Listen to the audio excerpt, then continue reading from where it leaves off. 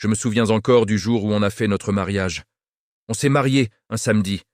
Le quartier était en feu, les chaises plastiques alignées, le DJ qui criait « Abidjan est chaud », les tantes qui dansaient déjà avant même le riz gras. On disait partout « Elle a gagné, hein, le gaz est sérieux ». Moi-même, je croyais que j'avais gagné le gros lot.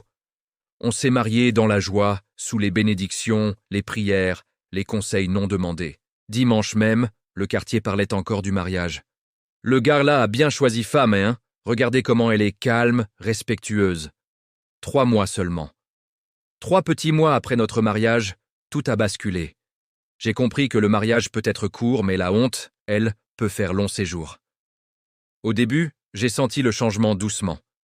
Le téléphone qu'il cachait. Quand je passais, il retournait l'écran vite. Quand ça sonnait, il sortait pour décrocher. Son téléphone était devenu son deuxième cœur. Les sorties tardives devenues normales. Les « je suis fatigué » qui remplacèrent les caresses. Je me disais « c'est le mariage, c'est la routine ». Je me mentais. Un jour, j'ai entendu un nom revenir souvent, Clarisse. « C'est qui Clarisse ?» Il a ri. « Oh, c'est une collègue. » En Côte d'Ivoire, quand un homme dit « collègue », il faut déjà ouvrir l'œil. Un après-midi, pendant qu'il était sous la douche, son téléphone a vibré. Message WhatsApp affiché en grand. « Mon amour, tu me manques. Tu avais promis qu'on serait ensemble après ton mariage. » Mon cœur s'est arrêté. Donc la rivale ne venait pas après le mariage. Elle était déjà là, avant. Le soir même, je l'ai confronté. Il n'a même pas nié. Je vais te dire la vérité, je suis tombé amoureux d'une autre. Le sol s'est ouvert sous mes pieds. 3 mois après le mariage. Pas 3 ans. Pas après des disputes interminables. 3 mois seulement. Il a juste baissé la tête et dit « Je pensais que ça allait passer ». Passer, c'est moi qu'on utilise comme médicament, ou bien 2 jours après, il m'a annoncé calmement « Je suis tombé amoureux d'une autre. Je préfère partir. » Il a continué, la voix tremblante mais décidée « Je ne veux pas te mentir. Je préfère partir. » Partir, comme ça, après les dots, les photos, les promesses devant Dieu, les parents, le quartier entier? J'ai pleuré, j'ai supplié, j'ai posé la fameuse question que toutes les femmes ivoiriennes posent dans ces moments-là. Qu'est-ce que j'ai fait? Il n'avait pas de réponse claire, juste cette phrase qui fait plus mal que les coups. Ce n'est pas toi, c'est moi. Le lendemain, tout le quartier savait, les voisines chuchotaient. Les tantes donnaient des conseils contradictoires. Certains disaient « Attends, il va revenir ». D'autres « Laisse-le, un homme qui part si vite peut repartir encore ». Je suis resté seul, avec mon alliance qui brillait encore mais ne signifiait plus rien. 3 mois après le mariage, je redevenais une femme abandonnée. Mais le vrai scandale n'avait pas encore commencé. 1 semaine plus tard, Clarisse s'est montrée au grand jour. Pas discrètement. Non. Elle est venue dans le quartier, bien habillée, lunettes noires, sac cher.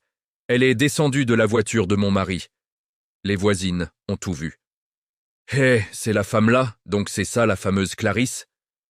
3 mois seulement, oh! Le quartier a explosé.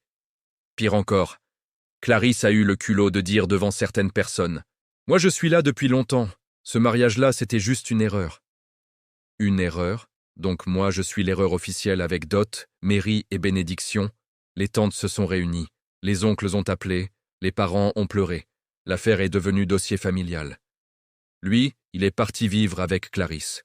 Quand il est parti vivre avec Clarisse, le quartier pensait que j'étais fini. Les murmures ont repris. Elle va maigrir, elle va tomber malade. 3 mois de mariage seulement, ça casse une femme. Il se trompait lourdement. J'ai pleuré, oui. Mais en silence. Parce qu'en Côte d'Ivoire, quand une femme pleure trop en public, on la classe vite dans les faibles. Moi, j'avais décidé d'être dangereusement calme. Clarisse, elle, savourait sa victoire. Elle sortait du quartier bras dessus, bras dessous avec lui. Talons hauts, lunettes noires, sourire arrogant. Elle aimait passer lentement devant la maison, comme pour dire « C'est moi qui ai gagné ». Moi, je suis resté avec les murmures, les regards, les questions. « Pourquoi ton mari est parti si vite ?» Mais elle ne savait pas une chose, la patience est l'arme préférée des femmes intelligentes. J'ai repris ma vie, formation, travail, réseau, silence, Un an plus tard, le destin a organisé la scène. Un événement chic, très chic. Un grand forum de femmes entrepreneurs. Le quartier entier était invité, les autorités locales aussi, les femmes, les maris, les curieuses. Quand mon nom a été annoncé au micro, les gens ont levé la tête. « Hein, c'est elle ?» Je suis monté sur scène, élégante, confiante, transformée. Moi, l'ex-femme abandonnée après 3 mois de mariage, j'ai raconté mon parcours. Sans insulter, sans crier, juste la vérité, bien posée. Puis est venue la partie fatale. Parmi les participantes, on a demandé « Y a-t-il des femmes ici qui ont bâti leur relation sur la destruction d'un foyer ?» Silence lourd. Clarisse était là, assise au premier rang, parce qu'elle aimait se montrer là où ça brille. La modératrice a ajouté « Certaines pensent qu'on gagne un homme comme un trophée, mais un homme arraché n'est jamais une victoire durable. » Les regards se sont tournés. Les murmures ont recommencé. Quelqu'un a chuchoté « C'est elle, non ?» Clarisse a transpiré. Son sourire a disparu. Elle s'est levée précipitamment. Trop tard.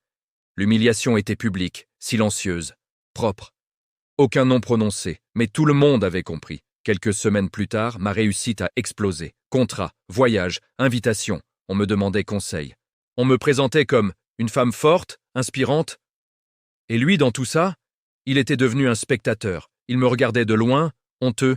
L'homme qui m'avait quitté 3 mois après le mariage devait maintenant demander rendez-vous pour me parler. Clarisse, elle, avait disparu des cercles chics. Une femme sans prestige social en Côte d'Ivoire, c'est plus dur que la pauvreté. Les portes se fermaient doucement mais sûrement.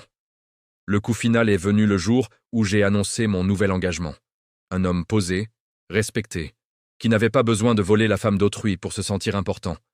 Le quartier a encore parlé, mais cette fois, finalement, c'est elle qui a gagné. Je n'ai jamais levé la voix, je n'ai jamais insulté. Ma vengeance a été ma réussite. Le jour où ma réussite est devenue visible, il est revenu. Pas fier, pas sûr de lui, plus le même homme.